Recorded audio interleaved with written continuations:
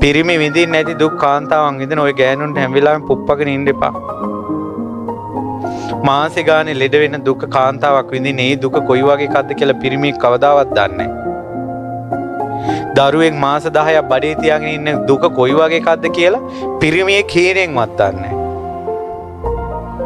ඒ දරුවෙක් වදනකොට බඩෙන් එළියට ගන්නකොට විඳින දුක මොකක්ද කියලා පිරිමියේ කීරෙන්වත් දන්නේ නැහැ. පිරිමියෝ පවුල් කරනකොට ඒ මනුස්සයා සතුටු වෙනකල් පවුල් කාලා ඒක අත්හරිනවා. ගෑණින්ගේ හිත කොයි වගේ හිතක්ද කියලා පිරිමියා දන්නේවත් නැහැ. වගේ දුක් ගොඩාක් දරාගෙන ඉන්න බවලතාගේ හිතෙන් ආවොත් සාපයක් එහෙම මේක මට මෙහෙම කළා, මෙහෙම වංචාවක් අසාධාරණයක් කළා, මාව රැවට්ටුවා කියලා උඹලගේ ජීවිතේට පුතා ඒකම තමයි හෝනියම කපන්න බෑ පුහුල් ලක්ෂයක් කැපුවා. ඕකමයි හෝනියම. ආයේ සල්ලි වතුරේ යනවා වගේ යනවා හෝනියම වැදුනට පස්සේ. හිතේ සතුට නෑ. ගෙවල් වලින් ආදරේ එන්නේ නෑ. වැඩ කරන තැනින් සර් කෙනෙක්වත් hina වෙලා කතා කරන්නේ නෑ. ඒක දැක්ක ගමන් බනින්නමයි හිතෙන්නේ.